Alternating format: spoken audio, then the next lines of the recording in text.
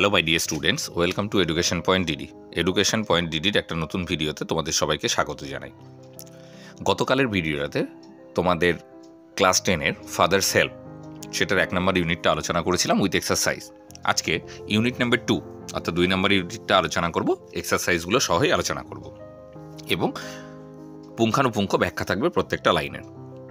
ওকে, তোমরা যদি unit number 1 না দেখে থাকো তাহলে উপরে আই বাটনে ক্লিক করে অথবা ডেসক্রিপশন বক্সে দেওয়া লিঙ্ক থেকে তোমরা দেখে নিতে পারো। তাহলে চলো শুরু করি। Swami hoped that with this his father would be made to see why he must avoid school for the day. এর দ্বারা স্বামী আশা করেছিল যে তার বাবা বুঝতে পারবে কেন সে স্কুলে যেতে চাইছে না, অর্থাৎ স্কুলটাকে কেন সে এড়িয়ে চলতে চাইছে। এর দ্বারা বলতে ওই যে কৌশলগুলো প্রথমে মাথা ব্যথার কথা বলছে, তারপরে হচ্ছে ও যে দেরি করে যেতে পারবে না, স্যামুয়েল স্যার প্রচণ্ড বকবে, এই যে অজুহাতগুলো, এই বাহানাগুলো, এগুলোর দ্বারাই তার বাবা হয়তো বুঝে যাবে যে সে আজকে স্কুলে যেতে চাইছে না। এটা সে আশা করেছিল। But father's behaviour took an unexpected turn.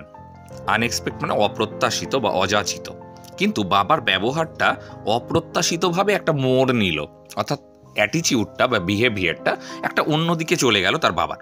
অর্থাৎ সে যেমন আশা করেছিল যে তার বাবা এর দ্বারা বুঝতে পেরে যাবে যে কেন সে স্কুলে যেতে চাইছে না, কিন্তু সেটা হলো না, তার বাবা অন্য একটা দিকে ঘুরে গেল। হি propose to send a letter with স্বামী টু দ্য হেডমাস্টার। তার বাবা কি সিদ্ধান্ত নিলেন, প্রপোজ করলেন বা প্রস্তাব করলেন যে তিনি স্বামীর হাতে প্রধান শিক্ষককে একটা চিঠি পাঠাবেন। অর্থাৎ স্বামী যেটা আশা করলো তার বাবা হয়তো তাকে আর যেতে বলবে না স্কুলে, কিন্তু না, উল্টোটা হলো, তার বাবা বললেন যে তিনি একটা চিঠি পাঠাবেন প্রধান শিক্ষকের উদ্দেশ্যে স্বামীর হাত দিয়েই। No amount of protest Swami would make him change his mind. অর্থাৎ স্বামীর কোনো প্রতিবাদ তার মনটাকে পরিবর্তন করতে পারলো না, অর্থাৎ তার যে সিদ্ধান্ত যে তিনি চিঠি পাঠাবেন প্রধান শিক্ষককে, সেই সিদ্ধান্তটা কিছুতেই পরিবর্তন করতে পারলো না। By the time Swami was ready to leave for school. ইতিমধ্যে স্বামী স্কুলের জন্য তৈরি হয়ে গেল। শেষ পর্যন্ত আর কোনো অজুহাত কাজে লাগলো না, এবার সে স্কুলের জন্য প্রস্তুত হয়ে গেল। Father had composed a long letter to the headmaster. Composed মানে হচ্ছে রচনা করেছিলেন। বাবা একটা দীর্ঘ চিঠি রচনা করেছিলেন, মানে বড় একেবারে আগাগোড়া একটা বিশদ বিবরণ দিয়ে একটা চিঠি রচনা করেছিলেন। He put it in an envelope and sealed it. Envelope মানে হচ্ছে খাম, অর্থাৎ চিঠি রাখবার যে খামটা, সেটা তিনি সেই খামের মধ্যে চিঠিটিকে রাখলেন এবং সেটার মুখটা সিল করে দিলেন, অর্থাৎ বন্ধ করে দিলেন।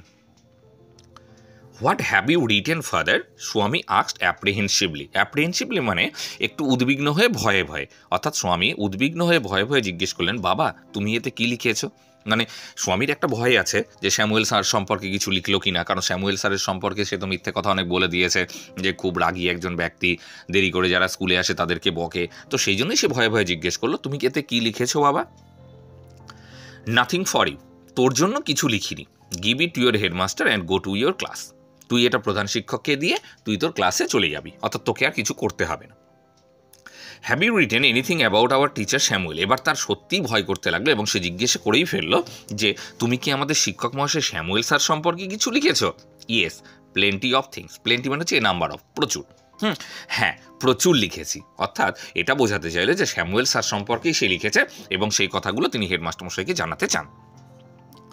What has he done father? সে কী করেছে বাবা? অর্থাৎ এবার তার মনে পড়লো যে স্যামুয়েল স্যার তো সত্যি কিছু করেনি, সে তো জাস্ট অভিযোগ করছিল, স্কুলে না যাবার অজুহাত বাহানা খুঁজছিল, তো সেই জন্য বললো সে কী করেছে বাবা? Everything is there in the letter. সব কিছু এই চিঠিতেই আছে। Give it to your headmaster. এটা প্রধান শিক্ষককে নিয়ে গিয়ে তুই দিয়ে দিস। Swami went to school feeling that he was the worst boy on earth. Worst হচ্ছে ব্যাডের সুপারলেটিভ ডিগ্রি, মানে সব থেকে খারাপ, ব্যাড ওয়ার্স্ট। স্বামী স্কুলে যাচ্ছিল এটা ভাবতে ভাবতে যে পৃথিবীর মধ্যে সে সব থেকে একটা খারাপ ছেলে। কেন অনুভব করছিল? কারণ সে তো স্যামুয়েল স্যারের সম্পর্কে মিথ্যে কথাগুলো বলেছে সব, তো সেই জন্যই তার একটা অনুভব হতে লাগলো যে সেই পৃথিবীর মধ্যে সব থেকে খারাপ ছেলে। অনুশোচনা কিন্তু সবারই হয়ে থাকে, অর্থাৎ সে যে নিজে বাঁচবার জন্য একজন অন্য মানুষকে, অর্থাৎ স্যামুয়েল স্যারকে ফাঁসিয়ে দিয়েছে বা তার সম্পর্কে যে বাজে কথাগুলো বলেছিল, তো সেই জন্যই তার মনে হতে লাগলো সে পৃথিবীর মধ্যে সব থেকে খারাপ ছেলে। হিজ কনসায়েন্স বোদার্ড হিম। কনসায়েন্স বলতে বিবেক, তার বিবেকটা তাকে যেন খোঁচা দিচ্ছিল, অর্থাৎ তাকে আঘাত করছিল যে আমি কি এটা সত্যিই ঠিক করলাম, তার বিবেকটা তাকে যেন খোঁচা দিচ্ছিল।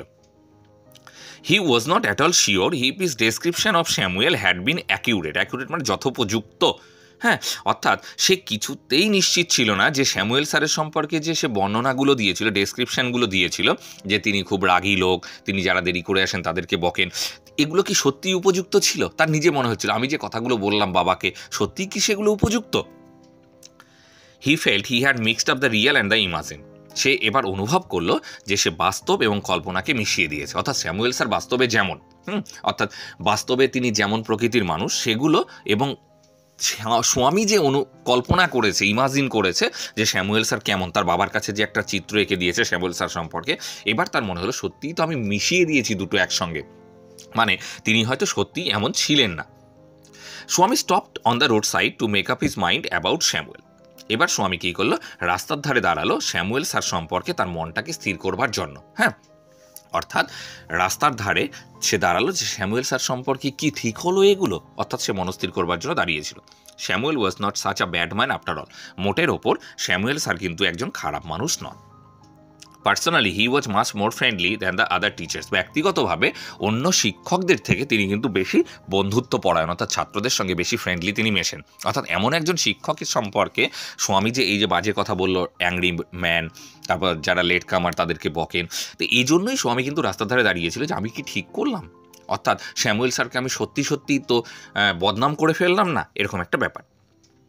স্বামী also felt Samuel had a special regard for him. স্বামীর আরও মনে পড়ল যে স্যামুয়েল স্যার বিশেষ কারণে তাকে একটু স্নেহও করে, অর্থাৎ কোনো একটা কারণ রয়েছে যে জন্য স্বামীকে একটু ভালোবাসে বা স্নেহও করে। এটাও তার হঠাৎ করে মনে হয়ে গেল যে আমি কি সত্যিই ঠিক কাজটা করলাম, অর্থাৎ আমি কেন এরকম একটা লোকের সম্পর্কে বদনাম করলাম।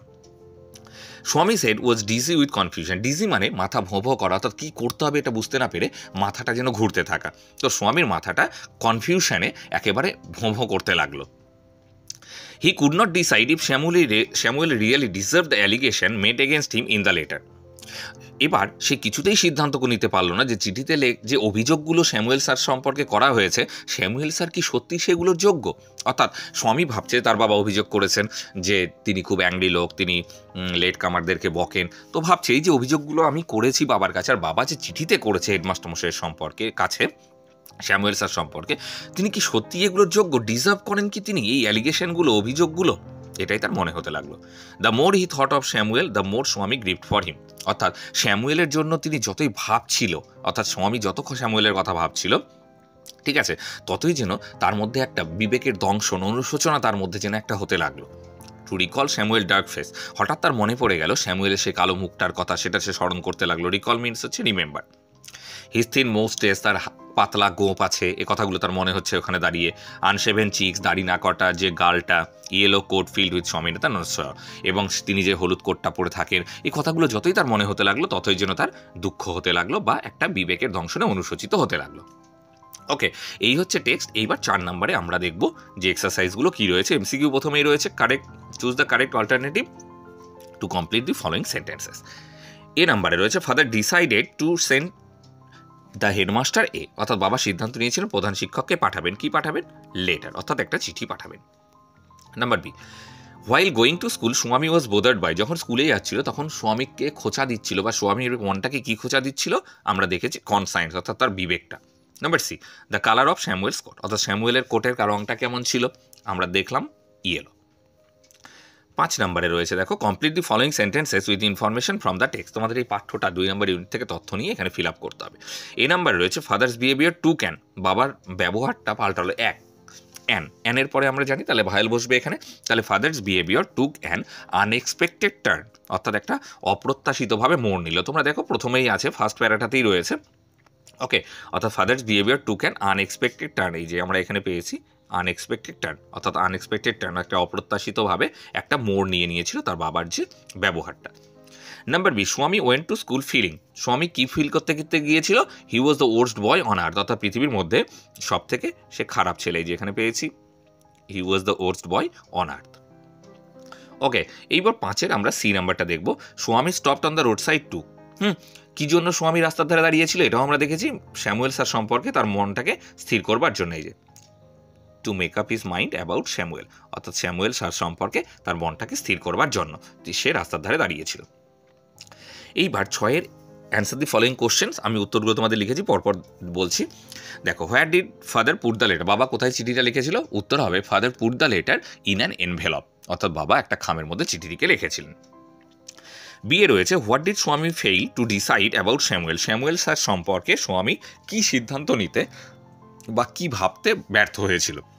তাহলে উত্তরটা এইভাবে লিখবে, স্বামী failed to decide about Samuel that if Samuel really deserved the allegation made against him in the letter. অর্থাৎ চিঠিতে স্যামুয়েল স্যারের সম্পর্কে যে অভিযোগগুলো লেখা হয়েছে, স্যামুয়েল স্যার কি সত্যিই সেগুলোর যোগ্য ছিলেন সেটা।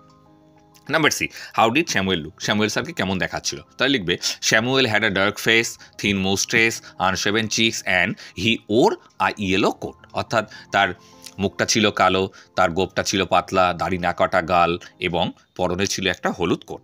ওকে, তাহলে এই হচ্ছে তোমাদের ইউনিট 2 উইথ এক্সারসাইজ। আমি সলভ করে দিলাম। যদি তোমাদের ভিডিওটা ভালো লেগে থাকে অবশ্যই একটা লাইক করে বন্ধুদের মধ্যে শেয়ার করে দিয়ে তাদেরকেও দেখবার সুযোগ করে দেবে। আর চ্যানেলে যদি নতুন হও অবশ্যই চ্যানেলটি সাবস্ক্রাইব করে বেল আইকনটা প্রেস করবে, যাতে পরবর্তী ভিডিও নোটিফিকেশনগুলো সবার আগে পেতে পারো।